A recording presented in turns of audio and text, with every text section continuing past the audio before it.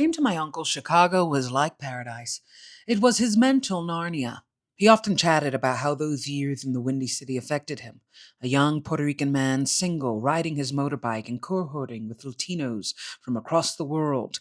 In perspective, I see he was talking about freedom, which is what we all wanted, from the very family that chained us.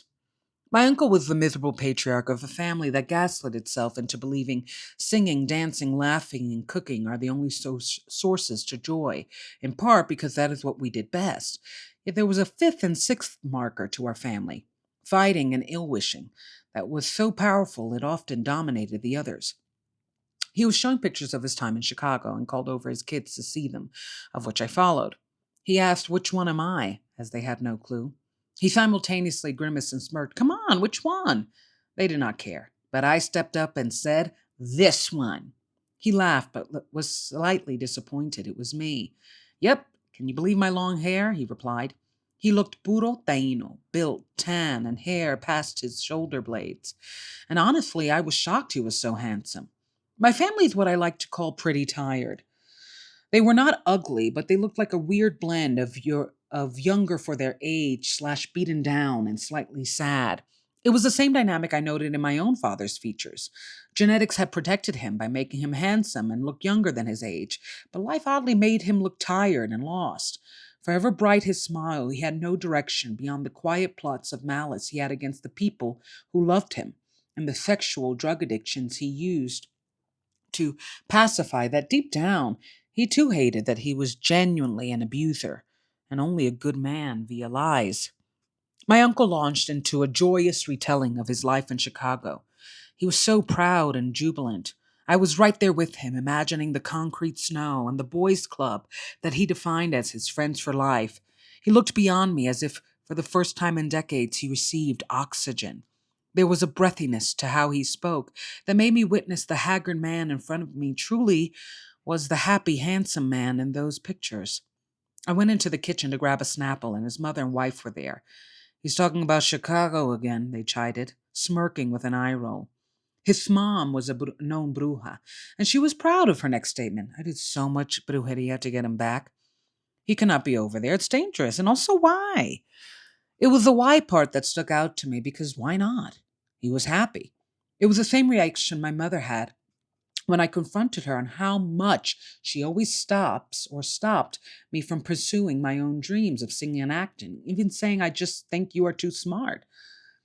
The truth is, we were raised to be our parents' partner, and they could not imagine or allow us to find happiness somewhere else, away from them. Hence, they cut our dreams, or at least pressured us to do so, until we ended up older, looking at pictures of the past and wondering why we did not fight more for our happier future.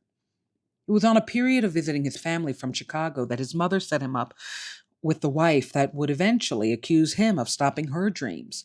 Still, it would be years that, despite knowing my family's bitterness and seeing the roots of it, I would realize that that is why we were never happy with each other. We never let each other be happy without the other. With how much in common my father's family had to my mother's, I wondered if perhaps that is why my father was so demonically selfish, stealing from his wives and clients, committing fraud and identity theft, and abandoning kids like he was abandoning his empty wallet. He always felt family held you back from your joy. The problem is he just became a walking misery, seeking occasional companions. All right, let's heal. Let's discuss. So this memory is so important to me because it's very, very layered, and I will unpack certain points via other stories. But it's such a good example to me of this thing my family did on both sides, my father's family and my mother's, of just kind of you know, demanding their children to say how happy they are with them, especially because they gave them a roof, they gave them food, they danced with them, they cracked a joke. Like my mother was always saying, "Aren't I funny? I'm so funny, right?" Like almost this demanding to say, "You will never be happier with anyone else or anywhere else without me." And our upbringing was so gaslighting because I think every generation demanded their child to be an adult and to face really big existential issues, whether it was historical, communal, familial, because that's the thing. It's not just that the toxicity is in the home, it's outside of it. I think as a Puerto Rican particular and a Latino, we're raised to be so deeply loyal because we're on the constant brink of extinction, because have been so historically raised and gaslit to believe that we deserve it, that we not only deserve to be erased outside of the home, but we deserve to not even have a home, right? And this is society. These are institutions telling us that, health institutions, educational institutions, governmental, financial, all every turning point outside of our home, we're told we deserve less. And I think what we do, or at least my family did, is this kind of the pain feels so big, so existential, so overarching that you don't even want to face it in the home. Your home should be a peaceful palace, but it does trickle in, and it's hard for it not to pass the welcome mat.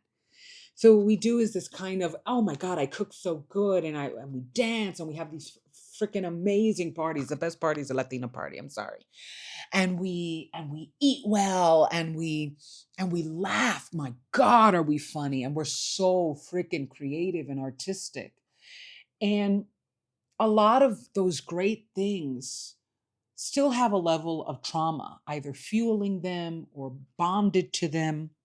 But we don't talk about the trauma, at least in my family. And yet it's in the cracks because we never allowed any of us. When I look at every member of my family, every grouping, because my family was big, but there were groups, to each his own child. And I think that's what endangered me because my one thing that I noted in my family is every grouping, every uncle, aunt with 3 or 4 kids always had a one scapegoat. And that one scapegoat was always a female. They always had that one daughter they treated like she was the dumbest person in the world, even if she was educated. They treated like she never showed up for any other family members, despite now officially having her own family. Like they just super villainized her. And I think the danger I had in terms of my mother and then her mother is that my grandmother was the scapegoat for her mother. My mother was the scapegoat for my grandmother. I was the scapegoat for my mother. The only difference was my grandmother only had one child. My mother only had one child.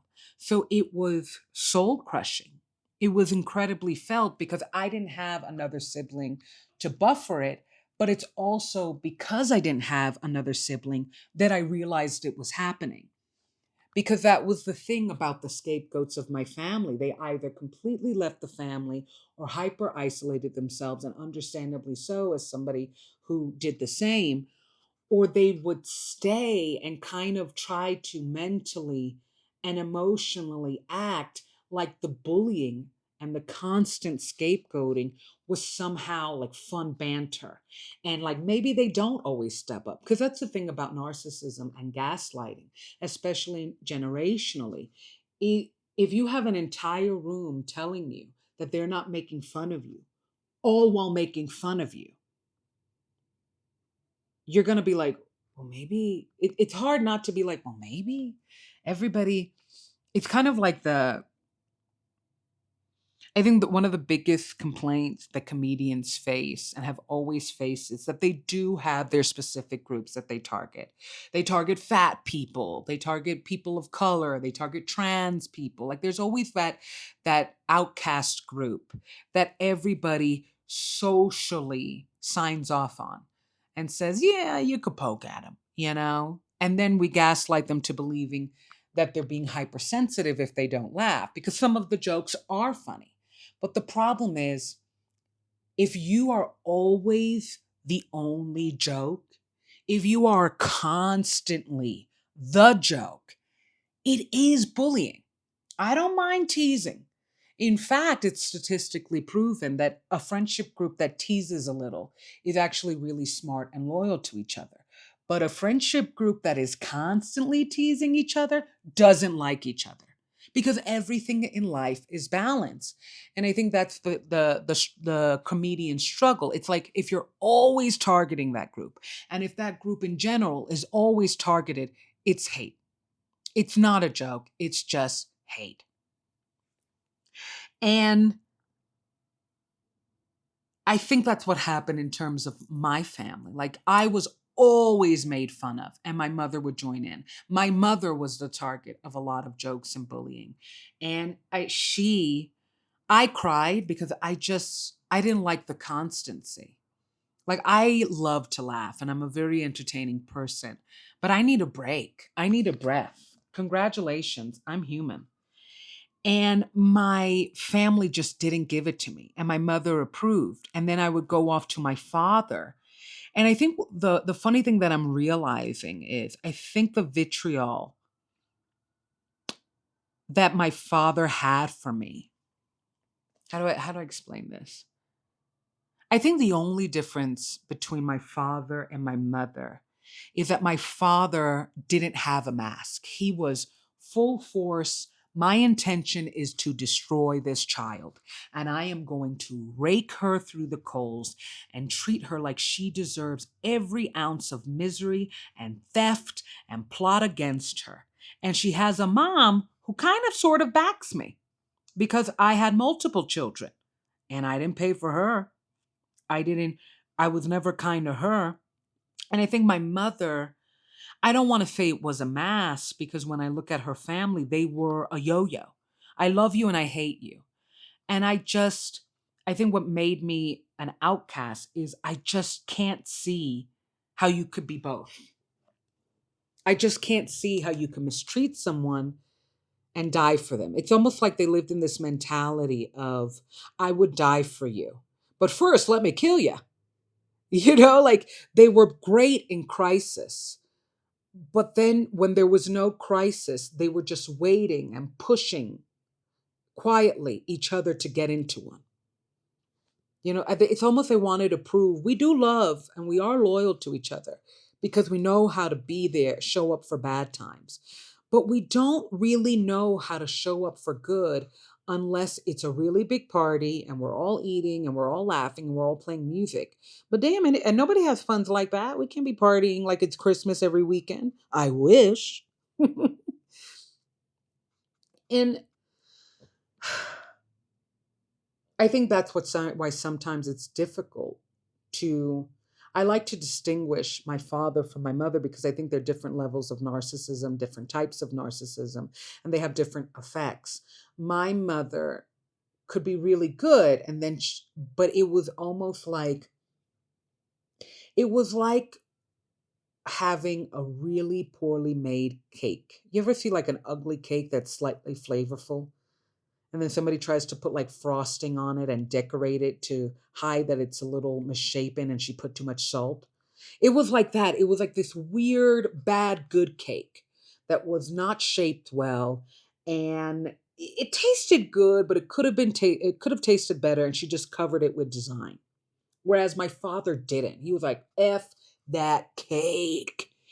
And when you're a child and you're just always receiving bad energy from this one entity, I think the benefit of having my father was that there was no benefit. Like this was a villain from the get go, nothing good about him, accepted.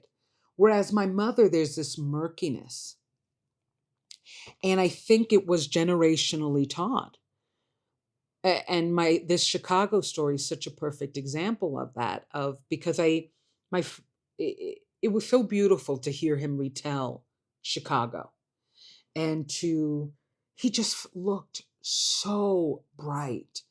And the thing about my family on both sides is everybody looked like almost like fun tired. Everybody was I think both sides were pretty good looking.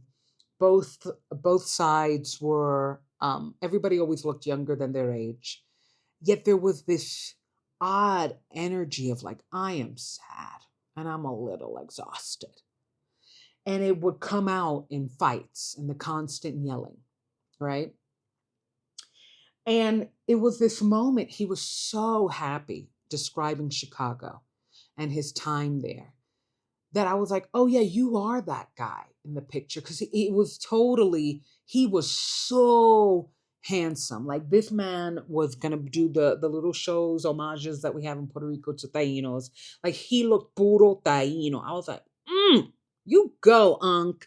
And then the man in front of me, I was like, oh, brother, brother, like what happened?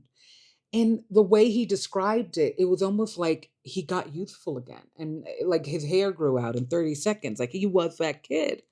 And I went to go get a Snapple, which in perspective, I'm realizing I really like Snapple. Like every story has me drinking a Snapple. And I didn't know I enjoyed Snapple like that.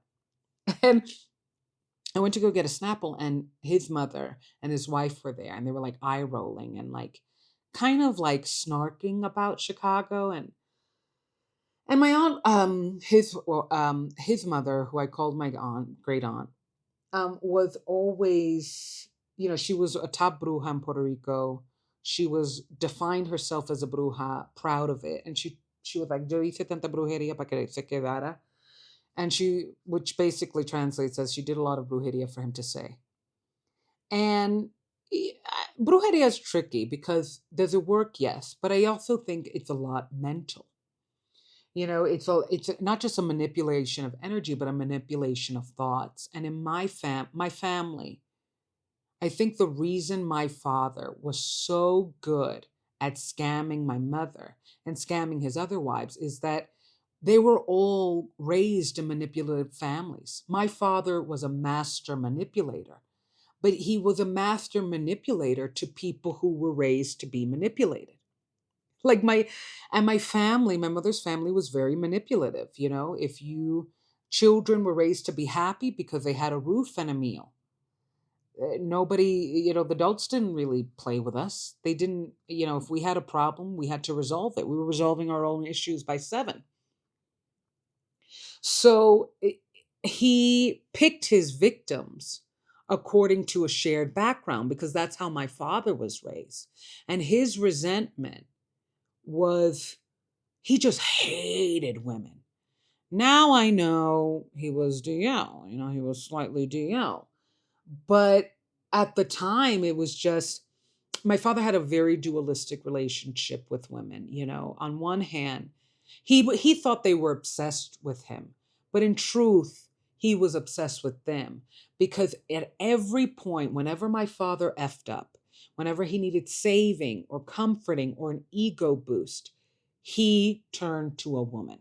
He turned to a woman for money. He turned to a woman. It was women who spoke in his defense when he got caught stealing from clients and lost his license, which he never stopped doing, by the way. He never stopped stealing. But he relied on women to cover his tracks. And we showed up. We showed up. We were like, he's not a bad man. He just broke my heart. I mended it, though, so he could break it again. And I went in, and it was this kind of, it's such a powerful moment in my head and perspective because this is a moment I noticed something, but it would take me years to realize. And I always say the difference between knowing or realizing is that when you realize something, it's that you're beginning the process of accepting it. You're not going to ignore it. You're going to move through it, move around it, try to progress yourself from that truth into a higher truth, into a better truth. And I always knew my family was bitter and volcanic, but they were so, no, we're not. We're so happy. We have so much peace. And the same thing would happen in my father's side of the family. This kind of everybody hated each other, but they were so proud that they can make a successful family reunion occasionally. And I went in and they were kind of making fun of him like for living in the past as if the present was so great because his wife was very mean, very bitter, very angry, kind of like his mom. And they sabotaged him 100%. And the women in my family, This is where I say, when you're an oppressor, you live by the sword, you die by the sword. The men in my family sabotaged women in every way, financially, emotionally, mentally. They were, I think my father was the most evil version of man in my family because he was a literal con man and he was a lawyer. So he was just brilliant. He knew how to literally get away with his crimes. And the men in my family were just, some of them were even illiterate. I mean, they were just broke and broken men, and they sabotaged women via finances and emotions and their mind, and even DV, even physical violence. And I think the women, what they did was kind of very passive aggressively sabotage them as well. You don't beat somebody down without them trying to figure out a way to punch you, to hit you back. And what I noted with the women in my family, in the same way they would always scapegoat another woman, usually their daughter, always another sister, is that they would turn their sons into like their version of a husband they always wanted. Look at him. He steps up for me. He shows up for me. I cook and clean for him. I don't have to sleep with him. What? Like there was something oddly Freudian. And when I saw how happy my uncle was, and I saw his mother and wife make fun of him and be low key proud of his sabotage, because he wanted to even move back to Chicago and raise his kids there. And his wife was like, hell no. And she was dumb. But to have his mother kind of do witchcraft, and really, I knowing my aunt, she had a way of pressuring people and weaponizing love, which was very common in my family, to make somebody do what she wanted and then gaslight them into believing she never asked. And it's something that my mother does too. It's this weird kind of, remember all the things I did for you, and all the things they did for you is always going to be material. They paid for your roof. They showed up to occasional theater shows you had, even though in that theater show they made fun of you. Like they just materialize their love as if it's a debt and pressure you to do into doing what they want. Like, for example, not moving to Chicago. That is a form of brujeria. You don't need to light a candle and sacrifice a chicken to make that happen. That's just called gaslighting. And it worked. And in one of his visits, he met his wife, which she set him up with, and I'm sure she did a bunch of love brujerias with that. And he stayed, and it was his biggest regret. And he said it. And his wife would smile, and I'm like, this is where the passive aggression and the kind of misery is there, but she's just smiling energy of my family, of like, if somebody says my biggest regret was not staying single and living my best life in Chicago, meanwhile they're married to you in Puerto Rico with kids, what? I think they're kind of saying inadvertently, you're their biggest regret. And to have that happen to him via his own mother, while he would never acknowledge it, it's this weird kind of, I acknowledge what happened, I just don't acknowledge the results. He acknowledged his mother was like, una jodona, vamos a decir. Like just like nagging, you need to come back. Chicago's dangerous. Da da da da da da da da da. He acknowledged that his mother was constantly in his ear. 100%. I've always said that the way society and institutions and systems affect us, it's almost like they are a reflection of how individually and smallly, they're like a huge reflection, a way bigger degree of things that happen daily, individually, in smaller little microcosms. And one thing we do is this kind of,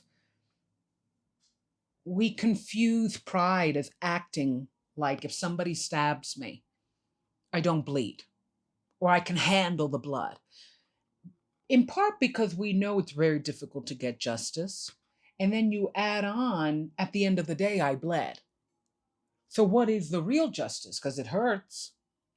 And I think my uncle always acknowledged that his mother held him back and could be very manipulative, but his relationship to his mother was very similar to the one of my father.